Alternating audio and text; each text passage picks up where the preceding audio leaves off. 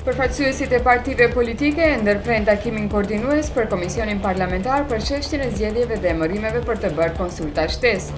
Për partitë vazhdon të mbetet kontestuese çështja rreth kryetarit të komisionit. VMRO-DPMN kërkon që ai të jetë antar nga radhët e saj sepse ka numër më të madh të deputetëve, ndërsa LSDM thotë se njeriu i parë i komisionit duhet të jetë nga radhët e shumicës parlamentare.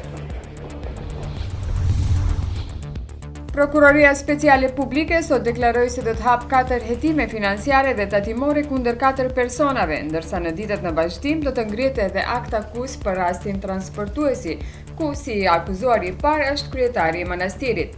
2 hetimet e para në emrat e koduar si Rasa dhe 300 kanë të bëjnë me keqpërdorim të detyrës së zyrtare, ndërsa 2 hetimet tjera, Total dhe Tiffany, kanë të bëjnë me evazion fiskal.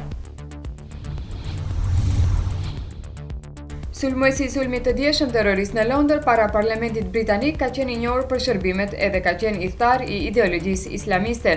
Kryeministri Theresa May sot me ironi përcolli mesazhin se heroizmi i tij nuk do të harrohet kurrë. Nuk jemi të friksuar dhe vendosmëria jon kur nuk do të lëkundet përpara terrorizmit, tha May përpara parlamentarëve.